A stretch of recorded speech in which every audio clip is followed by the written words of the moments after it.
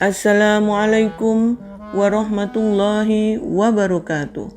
Innal hamdalillah nahmaduhu wa nasta'inuhu wa nastaghfiruh wa na'udzu billahi min syururi anfusina wa min sayyiati a'malina may yahdihillahu fala mudhillalah wa may yudlil fala hadiyalah. Asyhadu an la ilaha illallah wa asyhadu anna Muhammadan abduhu wa rasuluh. Puji syukur senantiasa kita panjatkan kehadirat Allah Subhanahu wa taala. Semoga kita diberikan kekuatan dan kemudahan dalam menjalankan ibadah puasa dan ibadah tarawih serta ibadah-ibadah lainnya. Kalau kita lihat bahwa masyarakat kita pada saat ini, masyarakat di era digital, di era 5.0, tumbuhnya juga masyarakat anak-anak muda milenial, masyarakat yang kekinian, di mana kita tahu terjadinya peningkatan yang masif dalam penggunaan media sosial. Banyaknya varian media sosial bahkan memungkinkan siapapun untuk menggunakan beberapa platform secara bersamaan. Misalnya, seseorang bisa membuat akun di Instagram melalui Facebook, Gmail, atau Twitter tanpa harus membuat akun baru. Dengan demikian, pengguna bisa akses lebih dari satu media sosial. Berkaca pada realitas saat ini, di mana pesatnya teknologi komunikasi serta merebaknya media sosial dan kesempatan untuk akses di beberapa platform menunjukkan bahwa siapapun bisa membuat akun kapan saja dan apa saja. Tidak jauh berbeda pada masyarakat fisik. Bahkan di dunia maya atau virtual sangat mudah untuk membuat grup atau jejaring. Tidak ada hambatan atau kesulitan membuat suatu grup, berbagi info, dan mengundang orang lain untuk bergabung, bahkan menanggapi diskusi. Namun sayangnya bahwa cepatnya transmisi teknologi arus informasi yang mudah tersebut begitu sangat cepat, mudah membagi dan mengunggah informasi audiovisual tanpa identitas yang spesifik dan akan memunculkan problem yang sulit untuk diprediksi sebelumnya, yaitu terjadinya penyebaran berita bohong atau hoax. Hoax merupakan imbas realitas dari perilaku mekanis sebagai konsekuensi atas masifnya teknologi dan media sosial. Hoax lebih marak di dunia maya dibandingkan media penyiaran mainstream seperti televisi dan surat kabar. Mengapa? Karena bahwa dunia virtual yang ditunjukkan dengan adanya media sosial tersebut memberikan kebebasan bagi siapapun untuk mengaksesnya tanpa batasan atau rule yang rumit seperti di masyarakat real. Kedua, adanya ketidakpercayaan masyarakat terhadap media penyiaran, di mana media penyiaran seperti televisi barangkali lebih banyak dikuasai orang atau golongan yang memiliki tendensi politis yang juga tentu saja berkaitan dengan kepentingan tertentu. Sehingga masyarakat mulai beralih ke media sosial, sebab di dalamnya mereka juga bisa menyampaikan opini dan berbagi secara bebas dan luas tanpa distorsi siapapun dan dari manapun. Yang ketiga adalah karena era digital dan bertalian dengan poin yang kedua tadi, karena boomingnya hoax juga ditentukan atau bahkan didukung dengan jumlah pengguna jaringan internet yang kian lama meningkat. Ya, di sini berdasarkan survei yang telah tadi disebutkan bahwa di Indonesia misalnya tahun 2016 terdapat 88,1 juta orang Indonesia yang menggunakan internet dari total populasi 259 juta jiwa.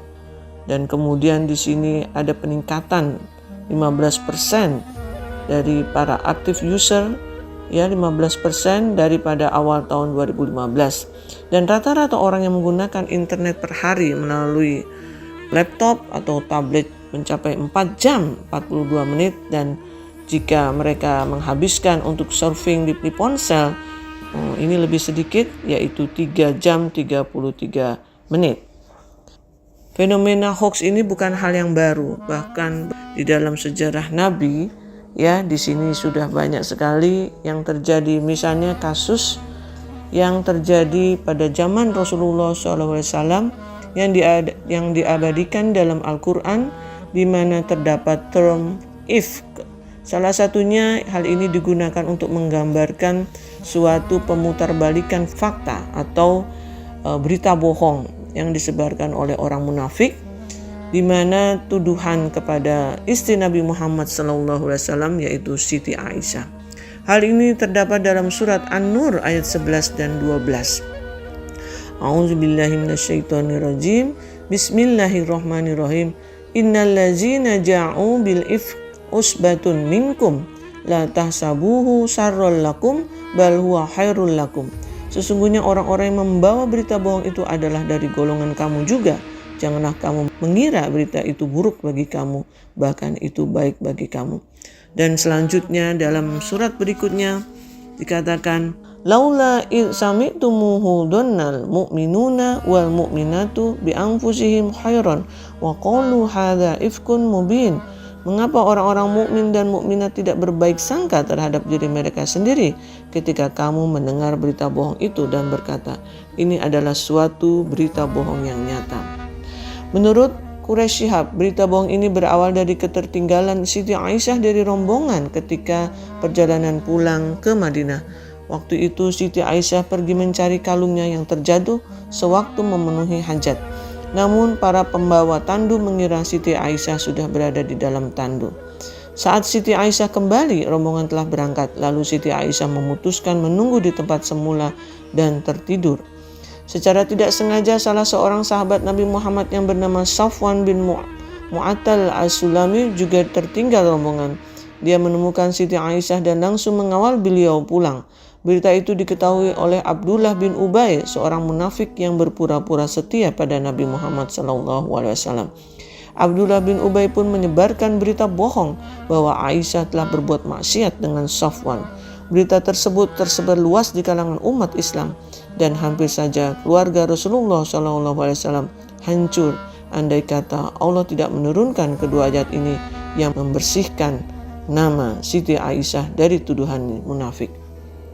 Kemudian di ayat berikutnya juga Allah telah memperingatkan kepada kita semua agar kita berhati-hati di dalam menyebarkan berita bohong. Dalam surat An-Nur ayat 24, A'udzubillahi minasyaitonirrajim. Bismillahirrahmanirrahim. Yauma tashhadu 'alaihim alsinatuhum wa aydihim wa arjuluhum bima kanu ya'malun. Pada hari ketika lidah, tangan, dan kaki mereka menjadi saksi atas mereka terhadap apa yang dahulu mereka kerjakan. Dilanjutkan dengan ayat berikutnya. Yauma izin yu'affihumullahu dinahumul haqq wa ya'lamuna annallaha huwal haqqul mubin. Di hari itu Allah akan memberi mereka balasan yang setimpal menurut semestinya, dan tahulah mereka bahwa Allah lah yang benar lagi maha menjelaskan. Islam menghendaki hubungan antar umat beragama atau muamalah yang dibangun di atas bangunan kasih sayang, kedamaian, saling hormat menghormati, dan sikap toleransi, dan bukan sebaliknya, sebuah sikap perilaku manusia yang dilakukan dengan penuh kebencian, prasangka, dan merasa paling benar sendiri. Oleh karena itu beberapa hal yang harus kita sikapi agar tidak melakukan perbuatan tercela seperti ghibah, berguncing, bohong, dusta, memutarbalikan fakta, bahkan fitnah, maka kita harus melakukan hal-hal sebagai berikut. Yang pertama, kita menyadari bahwa buruknya perbuatan kita ketika kita menyebarkan berita bohong. Dan yang kedua, selalu berhati-hati dalam menyebarkan berita tersebut, tidak mudah tersulut emosi atau kejiwaan kita, dan tetap berpikir jernih menyikapi suatu berita atau konten tertentu. Yang ketiga yang kita lakukan adalah kita senantiasa melakukan check and recheck dalam men-share pemberitaan yang belum pasti kebenarannya melalui akun yang resmi, bukan akun yang abal-abal. Yang keempat adalah kita tidak sembarang share ke media sosial. Dan terakhir, kita senantiasa beristighfar, meminta petunjuk dari Allah Subhanahu wa Ta'ala. Di bulan suci Ramadan ini adalah saat yang tepat agar kita melakukan introspeksi atas apa yang kita telah lakukan di masa lalu, dan kita perbaiki untuk kebaikan di masa depan. Terlebih ke depannya kita akan menghadapi pemilu yang itu akan juga banyak sekali berita-berita hoax yang bersebaran di media sosial. Dan kita mohon ampun atas apa yang kita perbuat mungkin sudah kita lakukan dengan menggunjing, ghibah, menyebarkan berita bohong, dan lain sebagainya. Dalam sebuah hadis dikatakan, barang siapa hari ini lebih baik dari hari kemarin, dialah tergolong orang yang beruntung. Dan barang siapa yang hari ini sama dengan hari kemarin, dialah tergolong orang yang merugi. Dan apalagi barang siapa yang hari ini lebih buruk dari hari kemarin, dia adalah tergolong orang yang celaka.